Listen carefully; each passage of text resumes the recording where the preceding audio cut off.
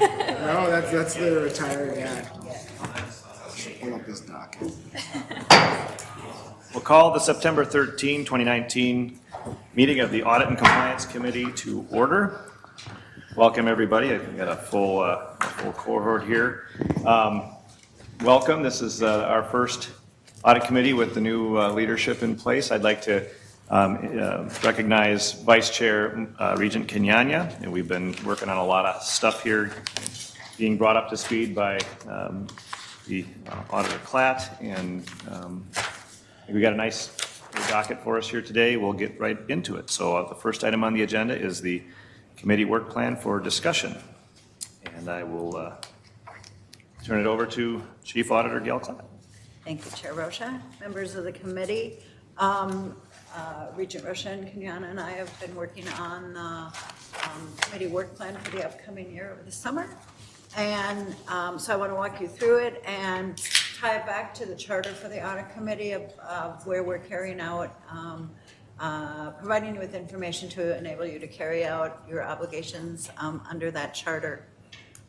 So in the September meeting, you'll get an overview on financial statement reviews, which is specifically called out in obligation and duty C in the charter, that you review those prior to the sign off by the independent auditor. That happens in October outside of a meeting.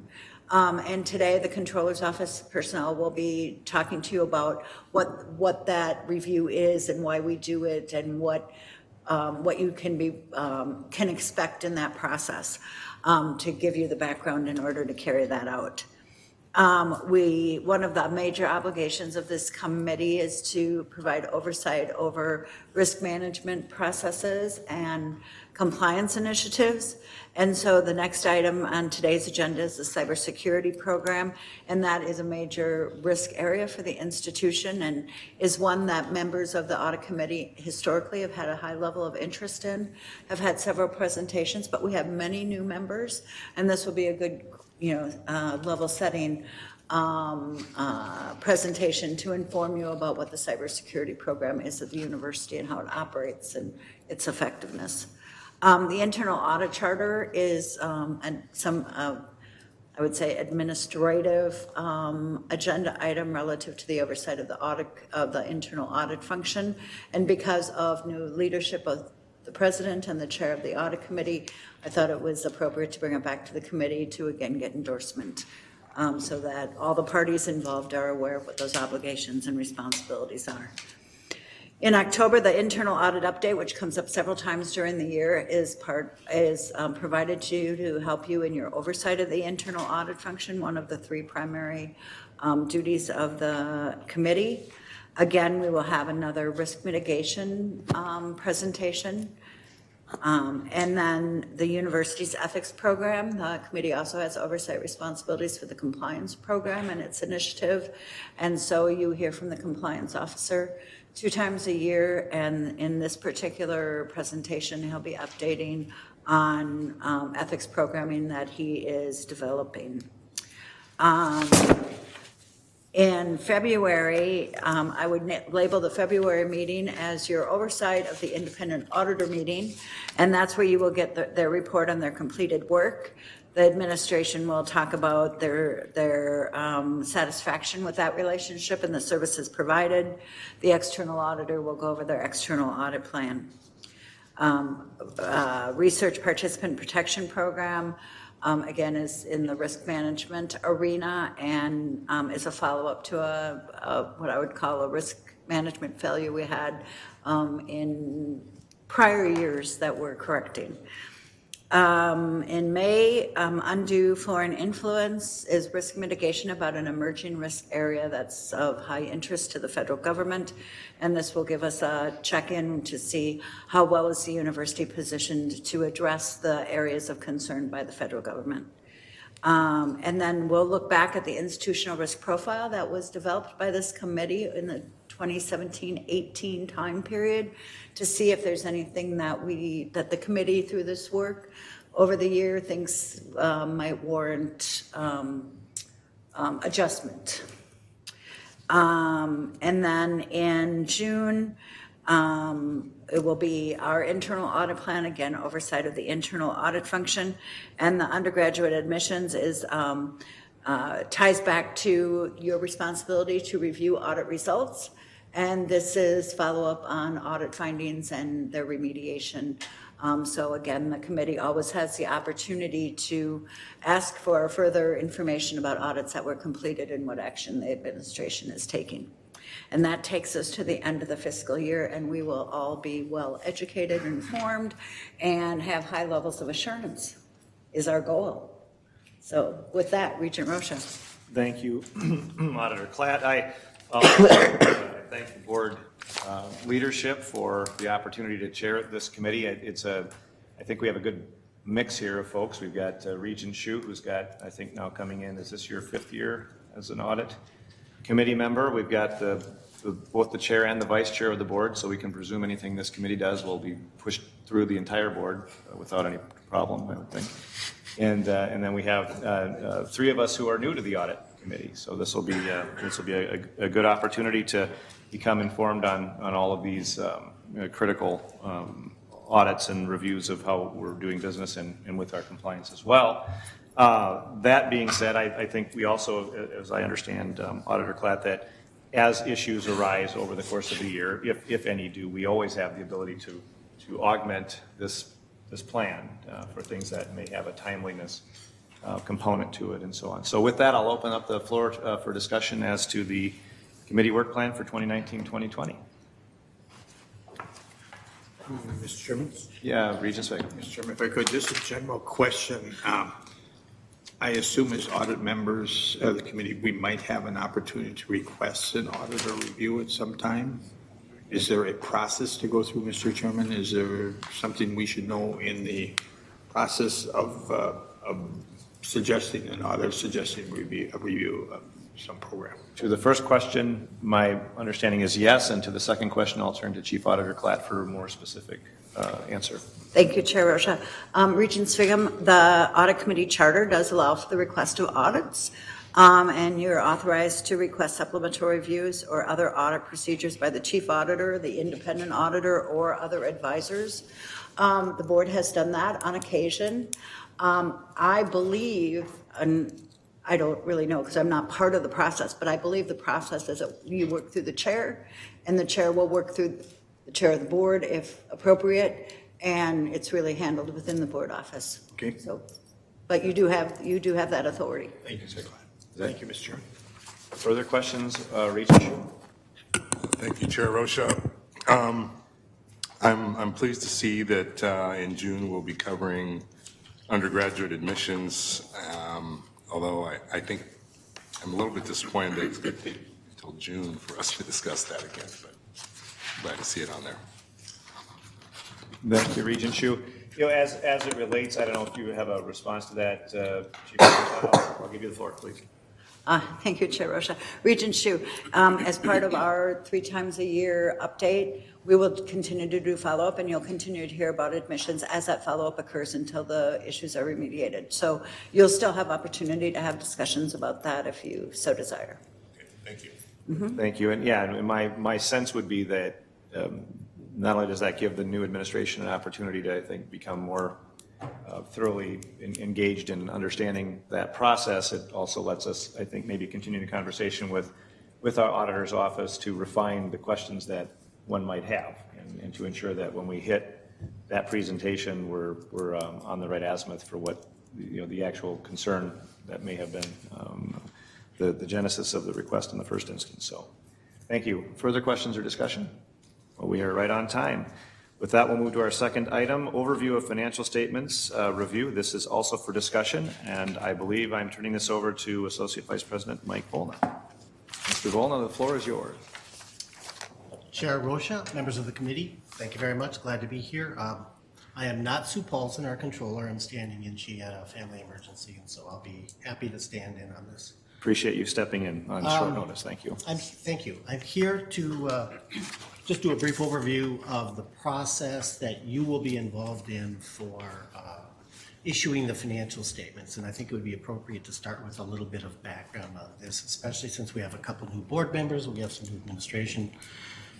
members who are involved. So the background of this, I think, which is covered in pages 8 through 10 of your materials. I'm not going to do a PowerPoint. The background of this, though, really is the Sarbanes-Oxley Act of 2002, or as we call it, SOX. It was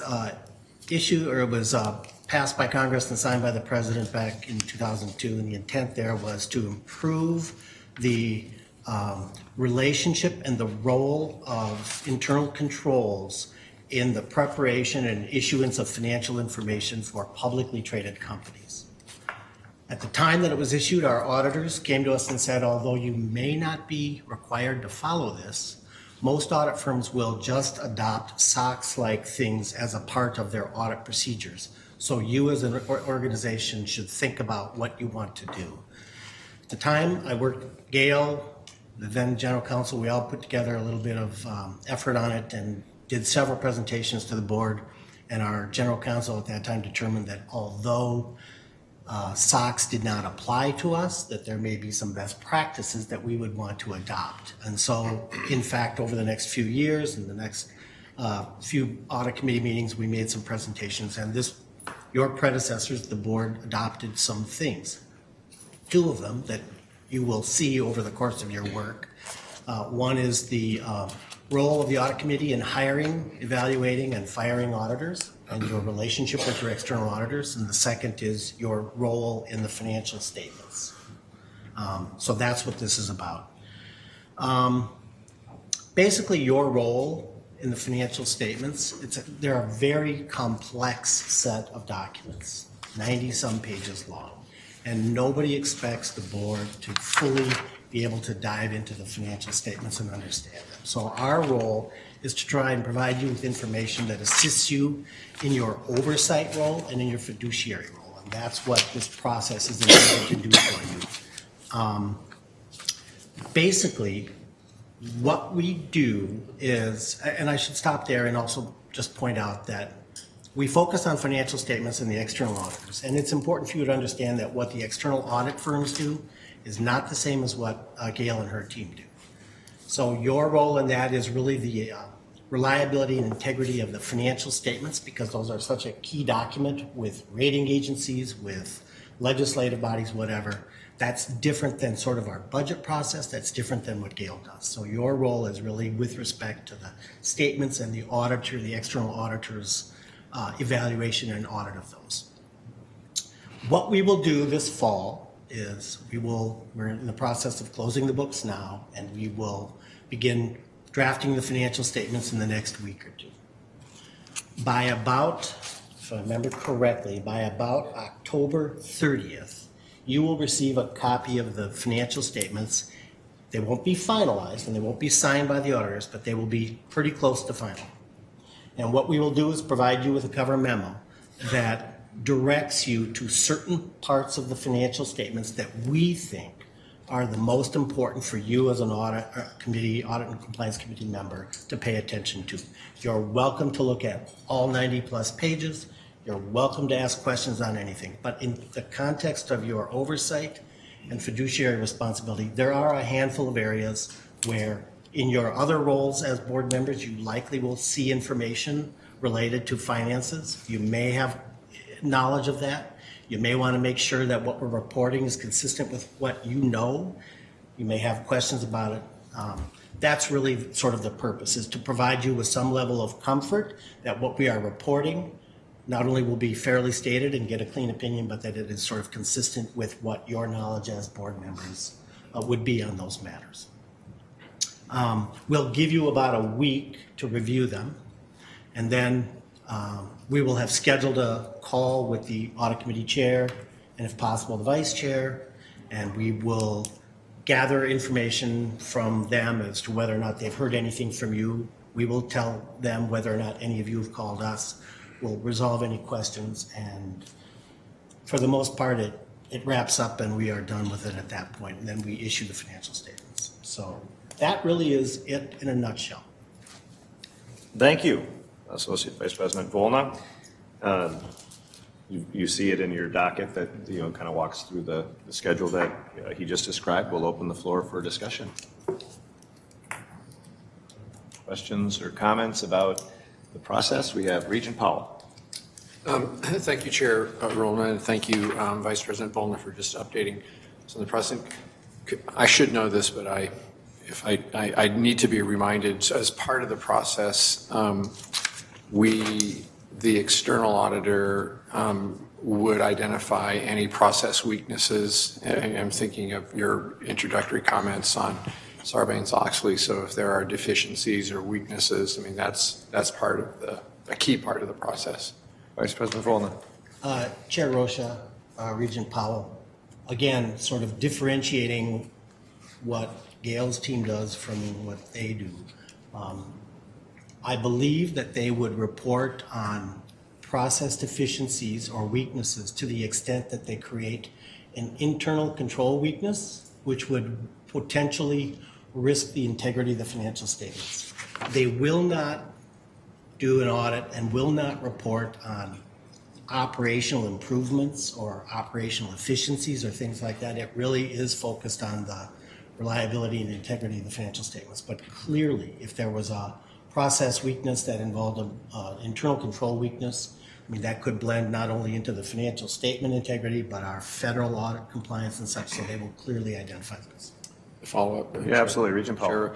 Mr. Rowland, so have we ever had a weakness identified? I mean, as you have been here, maybe Chief Auditor Klatt could. Vice President Volna or Yeah. Chief Auditor Klatt, the floor is open to either of you. I'll take a crack, and Gail can certainly follow on, Chair Rocha and Regent Powell. So there's two different sort of ways to think about what they might report. There are sort of management findings or management comments, and firms don't do that much anymore because it kind of puts them out there in a role of sort of suggesting things you might want to do, and they've decided that that's probably not their role. But they also will report on deficiencies and material weaknesses. We have never had a material weakness. We have never had a deficiency in my 27 years here. It has been probably a decade since we've even had a compliance finding on our federal and state audits. In that respect, we're pretty risk averse. But things can happen, and you're always sort of up at night worrying about that kind of stuff. But I'm very comfortable and confident in the internal control framework that we have adopted and in the control environment that we have. Doesn't mean that there won't be one-offs once in a while, and you may see those once in a while in the paper. But what I think about is there a systemic failure? And no. Chief Auditor Klatt, did you have something to add? I'm right with Mike. We have not ever had a material deficiency, material weakness. That, based on and I expect Mike's conversation with his colleagues, my colleagues, not every university is that lucky or that good. More than luck. That's very impressive. Thank you. Thank you. Regent Powell, further questions, comments? Very good. Well, Thank you. thank you very much, Vice President Volna. Chief Auditor Klatt, you have another comment? Just one more comment on this process. When you receive the financial statements, there's a section called the management analysis, discussion and analysis. And I would strongly recommend that you take time to read that. It's really, really informative. And that's really where you will get the sense of, is this comporting with what we hear as board members? Because it explains the context of the financial information that you'll receive. And it's very informative reading. So I'd highly recommend you take time to do that. Thank you, and I look forward to that, getting to understand this better too as a new member of the committee, and I appreciate Regent Powell's questions. I think that certainly helped me understand a little bit more about what kind of information we're looking for from which source, so I think that'll be something that we can all look forward to taking a look at. So from there, we'll move to our third item, which is, I know, an issue that is of significance to all of us, and I know Regent Powell has a particular interest in this as well. We'll talk about University Cybersecurity Program. This is the overview and work plan up for discussion. And we've got Vice President Galacek and Chief Information Security Officer DeLynn. Gentlemen, the floor is yours. Thank you, Chair Rocha. Members of the committee. It's my pleasure to be here today with Chief Information Security Officer Brian DeLynn to provide you with an overview of the University of Minnesota Systems Information Security Program and its supporting work plan. Our goal for this session is for you to be well informed and to understand, as we pull the slides up, the breadth of the program, the risks that are being managed from day to day, how technologists at the university are maturing technology management practices, and while at the same time planning to mitigate the threats that seem to emerge on almost a daily basis. As we approach this agenda topic and presentation, please allow me to express what I consider to be really important contextual reminders. The University of Minnesota is a public institution, and its data is public, with exception. That's contrasted with private industry, where that data is private, but with exception.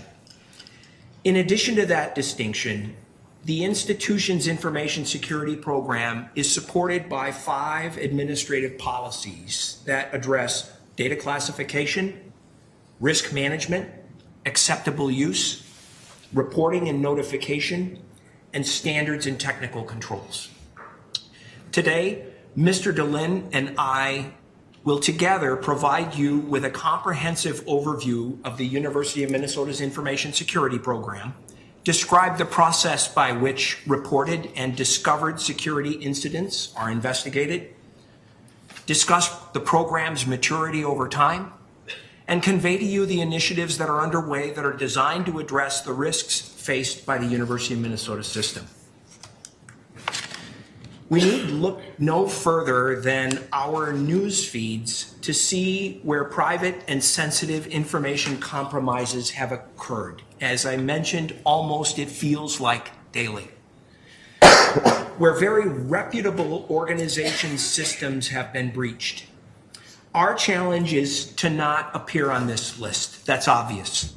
But our real challenge is to create and manage an information security program that is designed to address security threats, both known and unknown.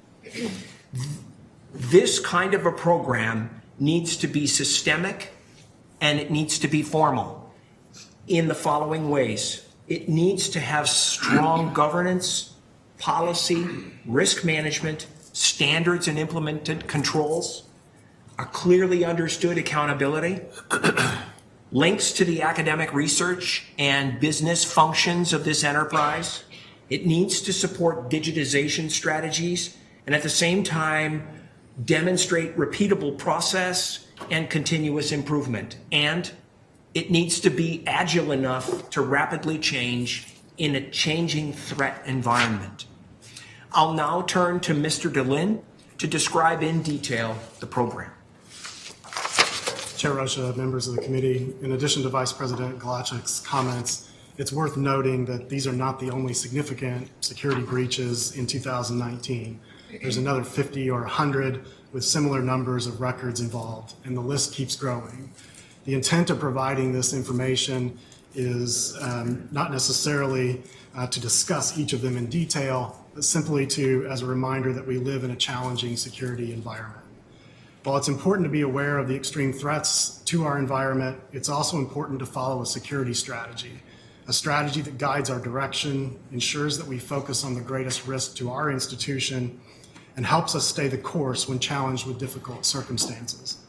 Whether a significant and highly publicized breach is related to our university or another organization, it's often tempting to get off course by trying to mitigate a single security risk that on the surface appears to be the cause of that highly publicized security breach. However, the underlying reasons for that security failure are always more complicated than a single security risk. Spending too much effort on a specific security risk often reduces your focus on other critical security risks, and malicious actors will simply attack other vulnerabilities that you didn't address. Thus, continuing to follow a broad, overarching security strategy is important to the long-term success in addressing the challenges in our security landscape. Information security is especially challenging for higher education and for the University of Minnesota environment. There's an increasing amount and sophistication of cyber threats with criminal intent in the global landscape. There's a broad number of regulatory obligations with zero tolerance of perceived breaches of information. And at the same time, we have a very diverse university culture that places a high value on collaboration and sharing of data, and a certain level of security risk tolerance coincides with fostering that culture. The university serves a significant population of individuals who interact with the university in a very transient way. And those individuals often bring with them multiple technical devices that can introduce security risks to our environment. The university works to address information security risks through an information security program and a security strategy that establishes the security requirements for the university, evaluates security risks to ensure that the risk is compatible with the university culture and the university's risk tolerance, and forms security governance to ensure university leaders are defining that risk tolerance level. Additionally, the security program assists the university community with meeting regulatory obligations, educates the university community to increase security awareness, invest in security infrastructure such as firewalls and log management, two-factor authentication, and many others. And the program responds quickly to security incidents and breaches when they do occur. In order to address the responsibility we have to maintain an information security program, we have implemented an information security framework. There are an increasing number of security frameworks available to use as a template, but all of them contain these basic components. Information security policies must be in place to establish the obligation for information security and the scope of that obligation. Information security standards must be in place to support the policy and provide the detailed rules that need to be followed in order to meet the intent of the policy. Security controls then must be implemented to meet the intent of those information security standards. Security risk management is another essential component to the effective information security program. Risk management allows for the evaluation of security controls that may be missing or do not meet the intent of the information security standards. Risk management evaluates the understanding that those risks exist and helps to prioritize the implementation of additional security controls while balancing the cost and burden of security controls with the university's operational needs and risk tolerance. Finally, governance must be present to support the existence of those policies and standards and to make decisions on information security risks. If you think about the red fill in the pyramid as the level of completion of the information security framework within the university, you can see that these components of our information security program provide a solid foundation. While a significant effort went into building these components of the information security program between 2012 and 2017, that foundational structure in 2019 is now fairly stable, operational, and consistent. For example, our information security policies have been in place for 4 to 5 years, and we have recently completed comprehensive reviews of each of those policies in order to stay current with security regulations and to address new security threats. Our information security risk management program has now been in place for 5 years, and we have completed risk assessments across the university, focusing on areas where sensitive data exists. We perform these risk assessments to help the university identify gaps between those implemented controls versus the security standards and to identify the greatest risks to the university so that we can make informed decisions about addressing those risks and balance that with the financial and cultural cost of doing so. Each of these risk assessments contains risk mitigation plans to address the security risks, and the risk mitigation plans are reviewed and formally agreed to by university leaders in order to contribute to the governance of security. Another way that we review the university's information security program is through a maturity model.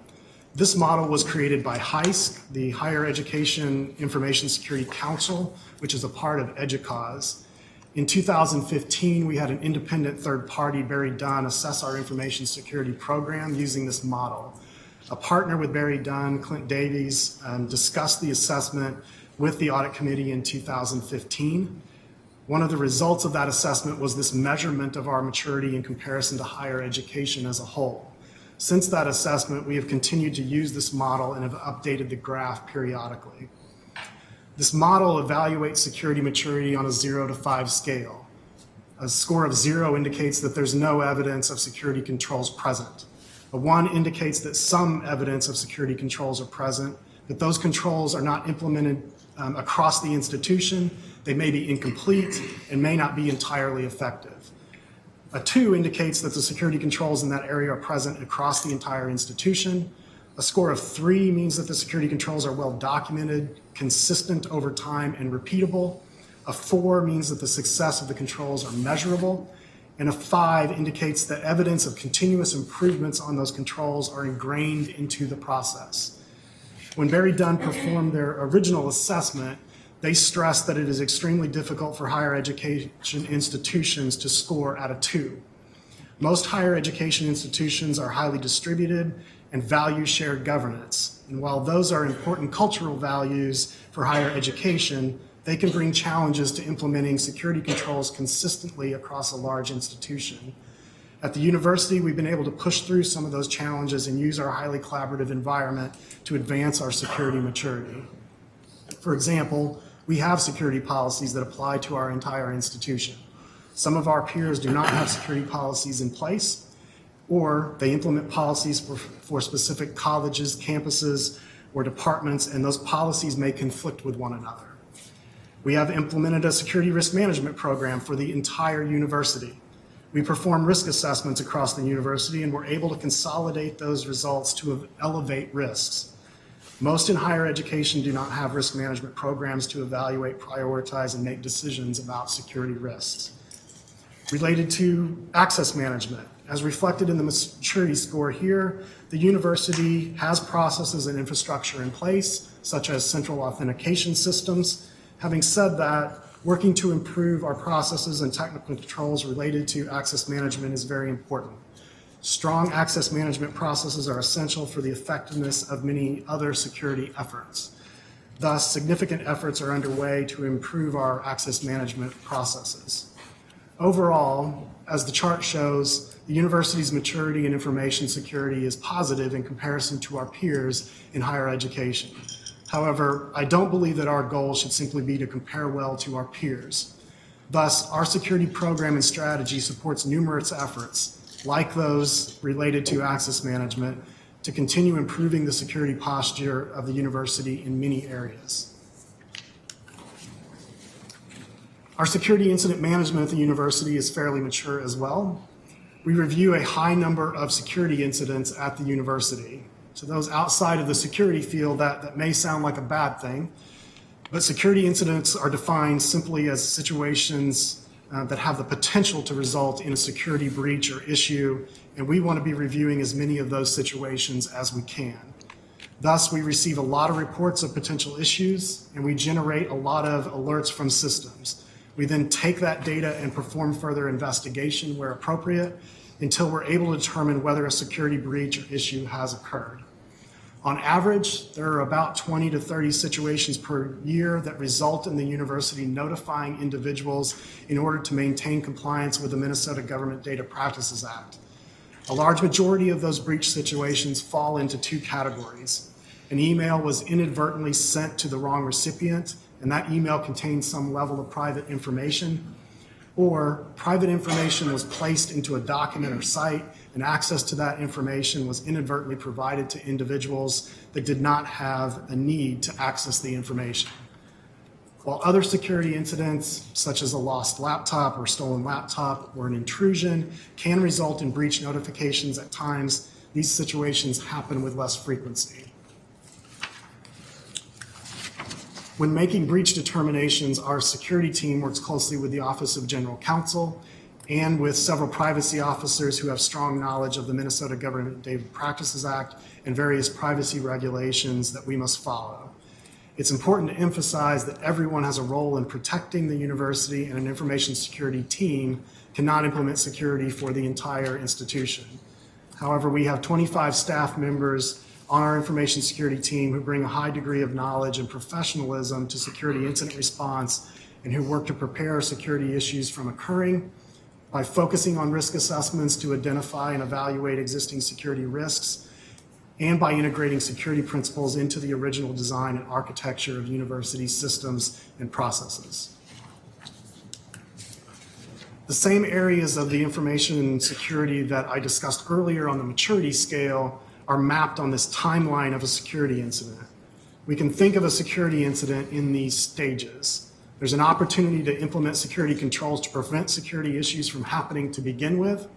Then, when those preventive controls are not effective, we must have the ability to detect that security incidents are occurring and be able to respond to them in a timely manner. The areas in green note where past investment has resulted in fairly mature processes and security measures. Strong security incident management, log management, forensics analysis help us detect potential security issues and triage and investigate those issues. And over the past several years, those efforts have resulted in a manageable number of security breaches. However, I think it's important to reiterate the dangerous environment in which we find ourselves, and that a significant security issue is certainly possible, and we need to be prepared to respond when it does occur. Having said that, investment in security risk management helps reduce those security issues by addressing vulnerabilities and building appropriate security layers into our processes and technology.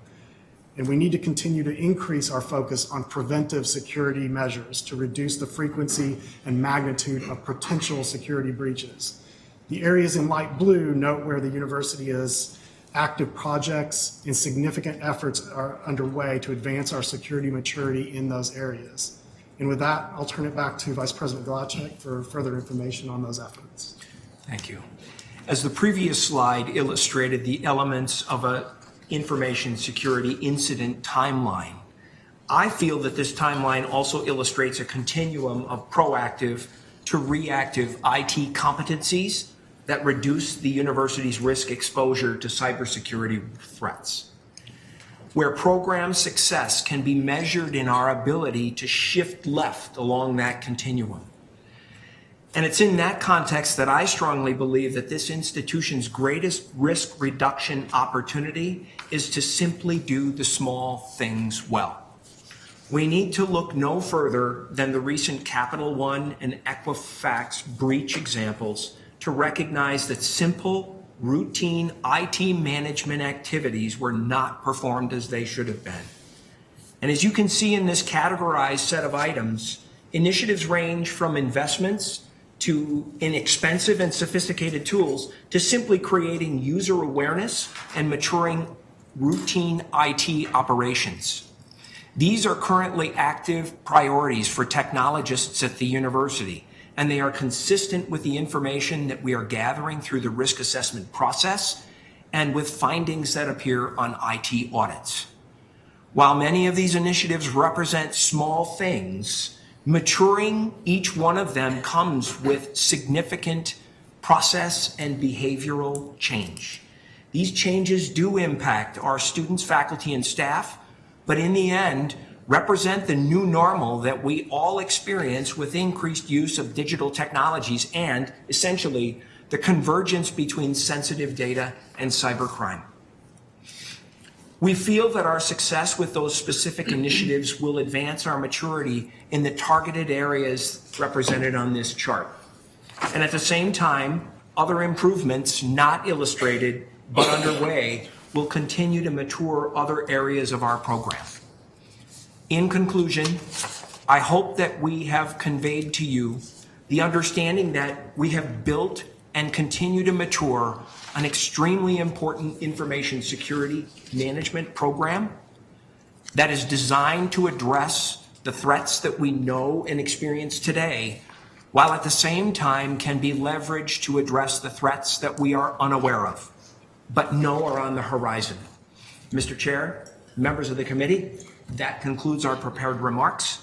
We look forward to receiving your thoughtful feedback and to answering your questions. Thank you. Thank you, gentlemen. We have some time for a conversation here or questions. I will first turn to Student Representative Al Zahidi. Thank you, Chair.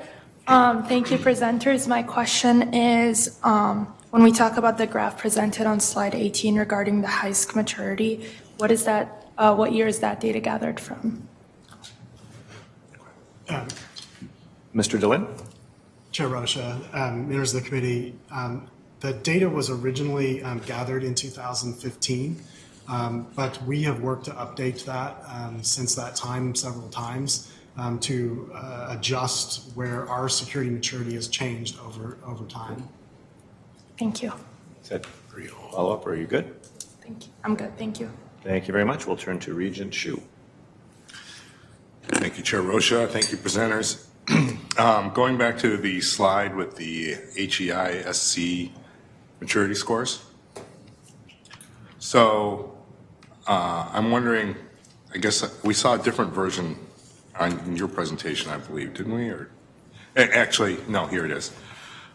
So in the category of ISO 14 systems acquisition and development, it shows that that's the only one where I think we're lower than the estimated higher ed maturity levels.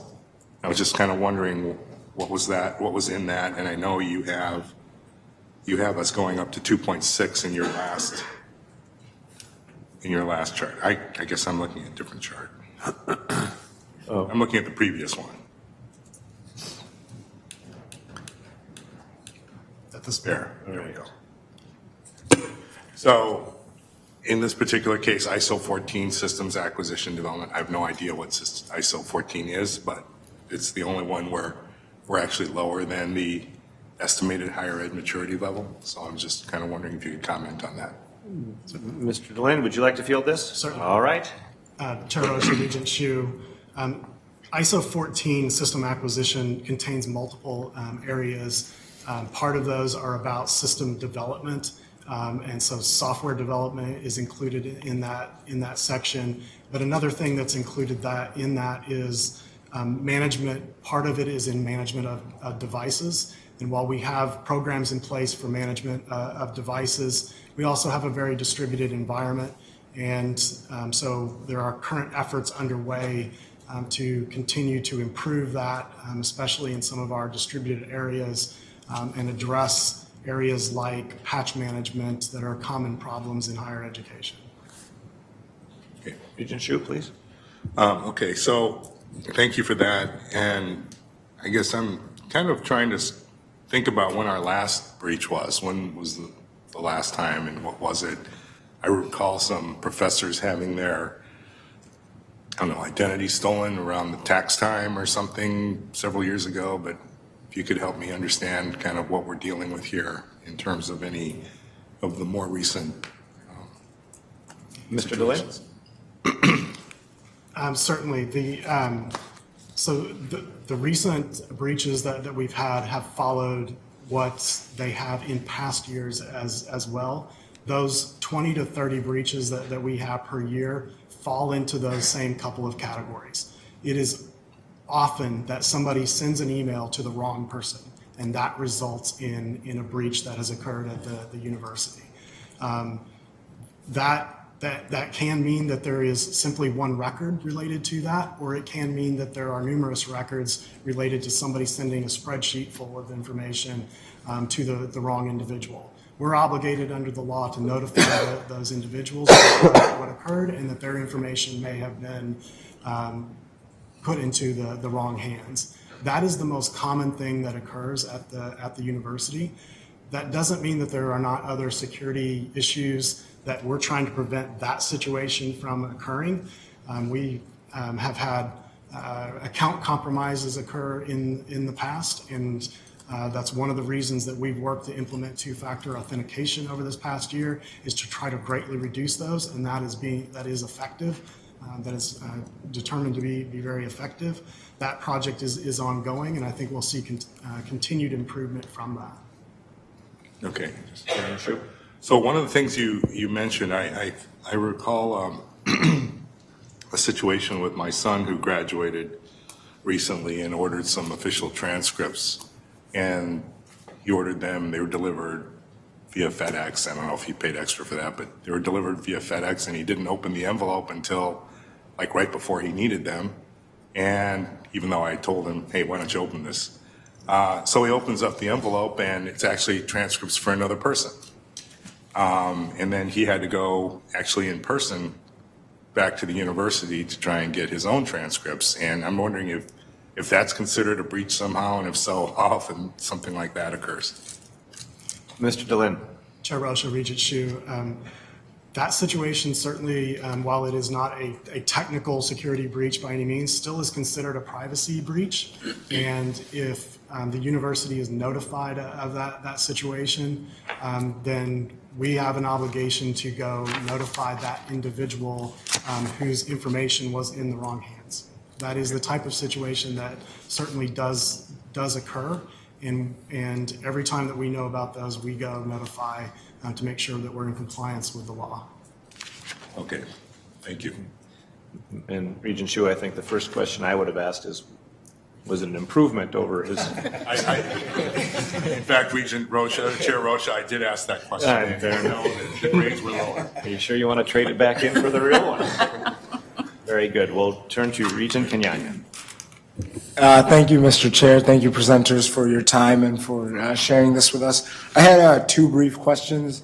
VP Gulacek, when you started, you spoke about the different environment that we're in as a public institution where our data is public with exception versus corporations where it's private with exception. And I was wondering what the implications for that are, because obviously our data is still, private unless requested. So I imagine that's probably affects governance more than anything. I just wanted you to expand on that point a little bit, and then I'll have a second one, Mr. Chair. Thank you. Vice President Gulacek. Chair Rocha, Regent Kenyanya, members of the committee, as a result of being a public institution, the classification of our data is such. It is public, with exception. And so those exceptions are generally related to personal information, related to you, but also different data classifications related to healthcare information or credit card information. There are different classifications of data that need to be treated differently. And when you start from a position of being public and need to compartmentalize and manage certain kinds of data differently, that's sort of what creates the challenge that we live in, which is not to say anything other than it's an important distinction to understand that we live in that environment where individuals are crossing over those boundaries all of the time. Thank you. Thank you, Mr. Chair.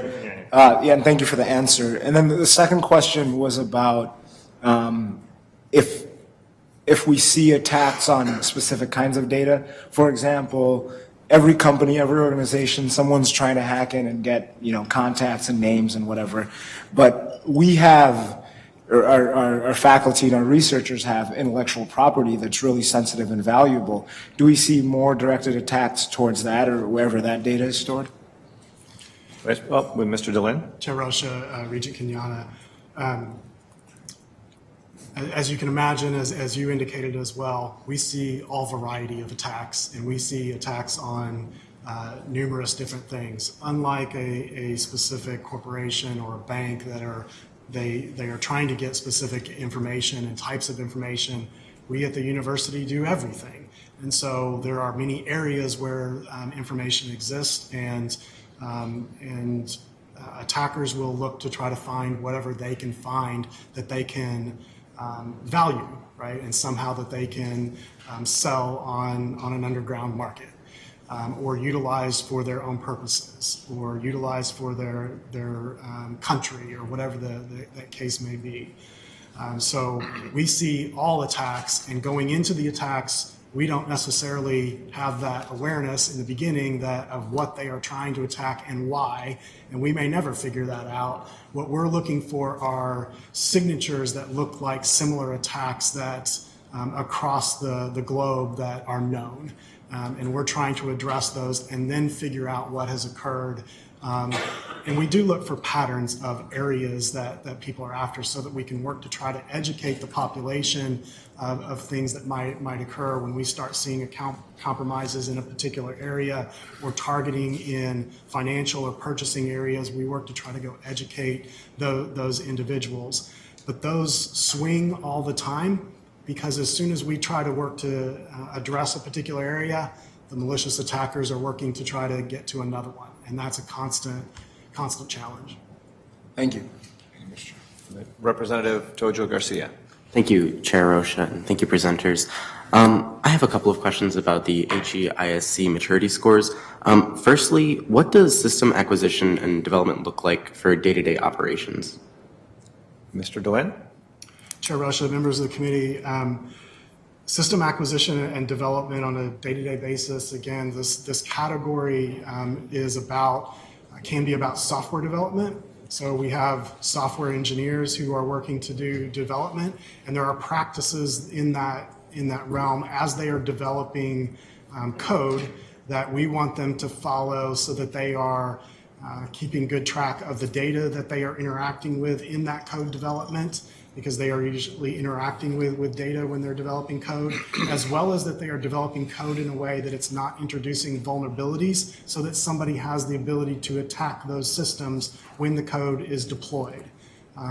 Also, as mentioned earlier, that's related to device management aspects, and so ensuring that we have foundational programs in place that help with making sure a device is managed from the time that it is purchased and encryption is put on that device, making sure that that it is patched properly, that it's set up to patch properly over time, and that those things aren't forgotten over time is a part of that area. And secondly, I was wondering about what kind of time frame we're talking about when we see the university's projected HEISC maturity on page 23. Mr. Delenn. Chair OSHA, Student Representative Garcia, and members of the committee, there are a varying number of timeframes associated with the efforts that you saw represented on the slide that shows you where we're making progress and those initiatives that are underway. For instance, the identity and access management effort is a significant one and will take several years to implement, but it is well on its way programmatically. And as a matter of fact, we have our first executive oversight governance meeting next week in order to be able to start putting together some implementation plans there. In other areas, two-factor authentication, for example, that is a project that's been underway since November 1st of last year and will be completed in November of this year. So there are varying timelines associated with the different efforts that you see represented on that slide. Okay. Thank you very much. Thank you. We'll give this just a few more minutes. Regent Powell. Thank you, Chair Roshan, and thank you, presenters, for the presentation today and your work in this area. I mean, cybersecurity is the top audit risk, and whether you're a public company or a private institution, we appreciate your work. I have a couple of suggestions, maybe or observations, and which maybe you'll want to respond to them. But the first one has to do with the maturity scores, which we all seem to be focusing in because they're metrics that we can see and look at. And I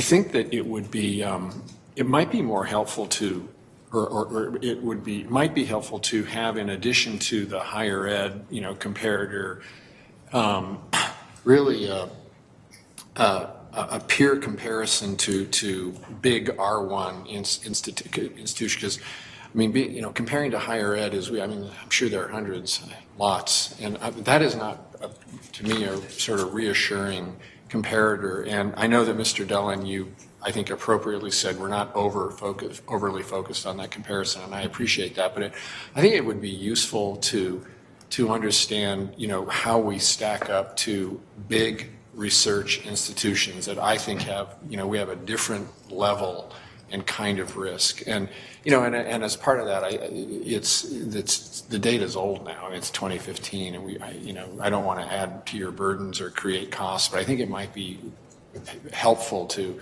just update this, because they are metrics, and in that way sort of may be helpful and illustrative. So that's a thought. I wish I was more reassured by the maturity scores, but I'm not, and I think they could be more useful if it was better peer comparison.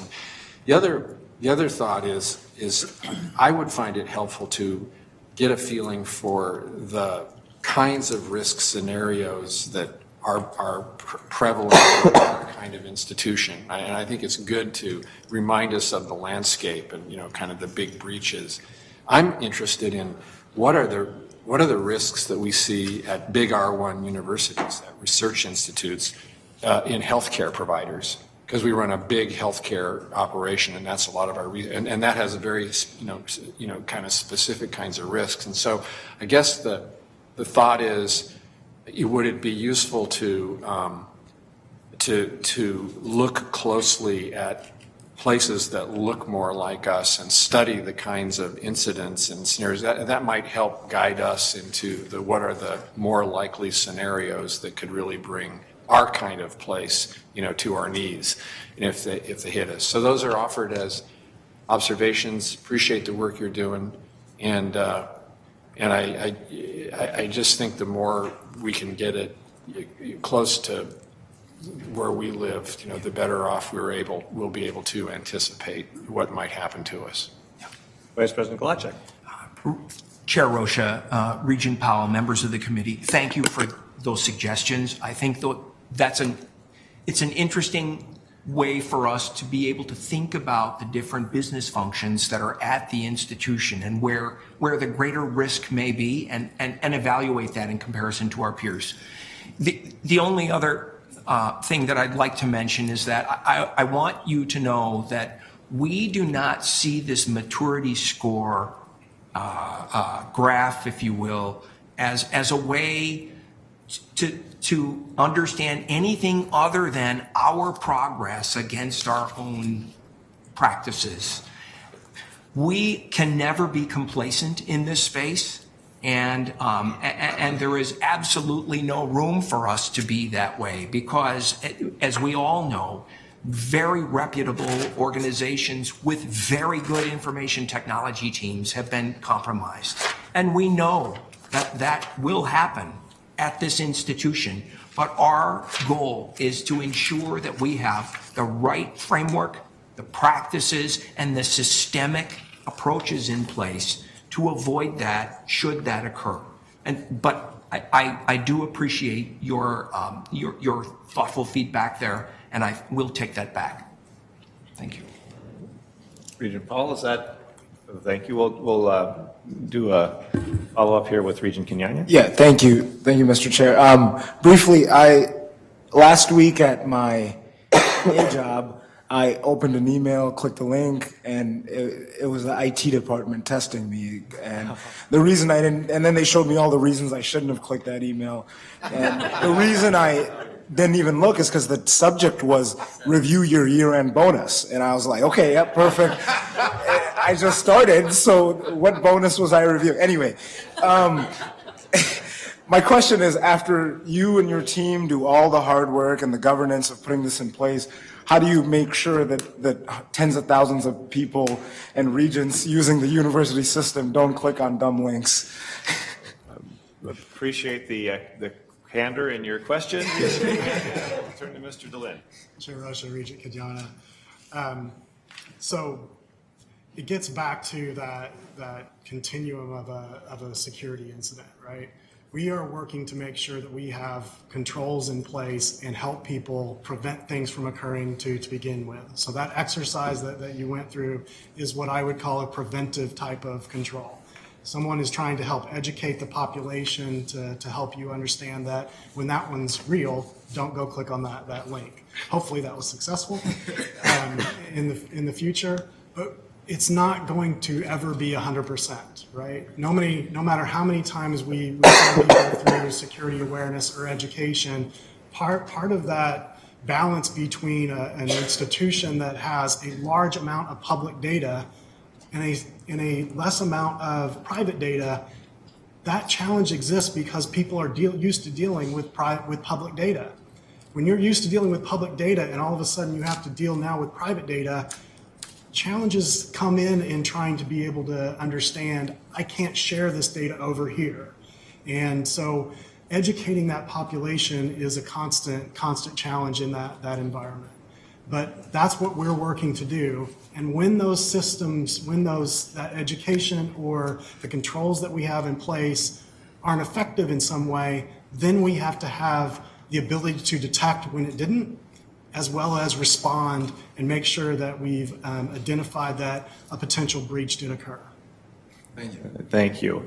All right, well, that's a great discussion. I made light earlier of the transcript matter. I want to just point out that obviously it's critically important for the university to protect that kind of data, although I don't know that this is necessarily the conversation for that point. But Regent Hsu, I don't know if you've had a chance to follow up on the security in that realm, but something that we should certainly take seriously. With that, we'll move on to our next item. We're a little bit over time, but we've got a fairly robust break ahead of us, so I think that we'll be fine with that. Thank you, gentlemen, for a wonderful report. Thank you. Next item, we have the internal audit charter for discussion. We'll turn to Chief Auditor Klatt. Thank you, Chair OSHA. The next item on the agenda is a review of the internal audit function charter. And I'm not proposing any changes to the document. We've had a charter as long as I've been here. This is very consistent with charters that are used elsewhere. It's a very important document for me and for the internal audit function. It speaks to concepts that are unique to the audit function in terms of our independence and the authority and where we obtain our authority, both from the board for our functional authority and from the president for administrative authorities. Also speaks to our how the decision-making is done for determining where audit coverage is provided and what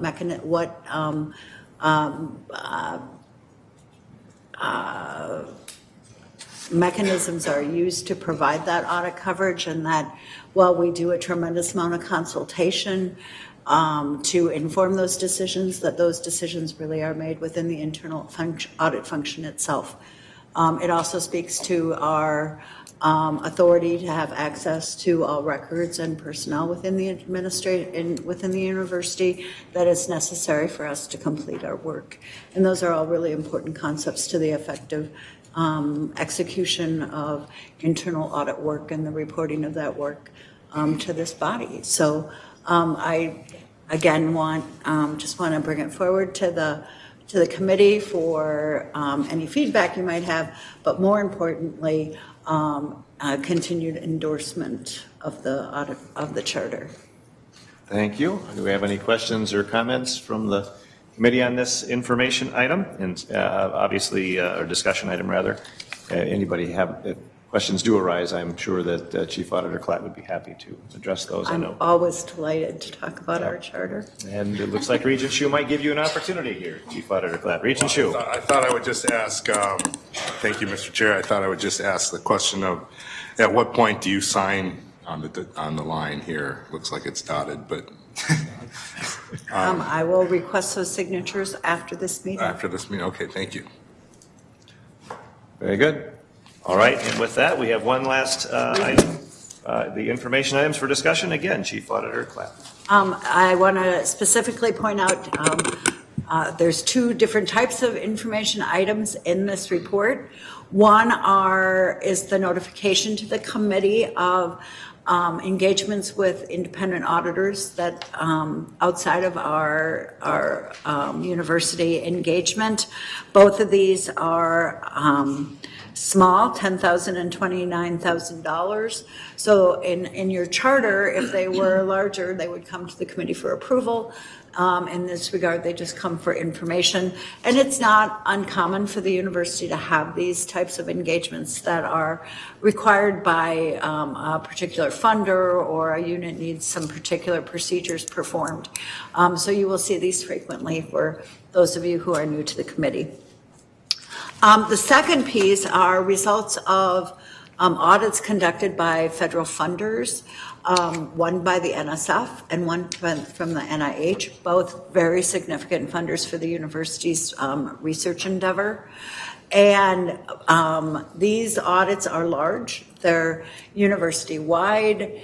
The regulators are rigorous, and many of our colleagues have found themselves in audit, the audit itself and the audit resolution process to go on for years, with many, many millions of dollars involved in challenged cost. In both of our recent audits that have just recently wrapped up, our challenged costs by the regulators was very minimal, and the resolution has been complete, and we are just ecstatic they're behind us, and that our results were just really, really remarkable compared to what we read in the websites of the others. So really great feedback to both our accounting and finance staff, as well as our sponsored project administration. Both did an excellent job, and speaks to the ongoing controls that are in place over those transactions within the university. Has not always been such, so it's very good results. Any questions, comments from members of the committee? Well, I think we've had a fairly successful first effort with the newly configured audit committee. I think critically important issues with cybersecurity, and obviously any of these topics, if the questions come up, you can bring them to Regent Kenyanya or myself, or to Chief Auditor Klatt. I think we also learned that if we want something to get Regent Kenyanya's attention, we know what to put in the subject heading. Mr. Chair, I would even open that email here and I don't get a bonus. Fair enough. I would entertain a motion to adjourn. So moved. We are adjourned.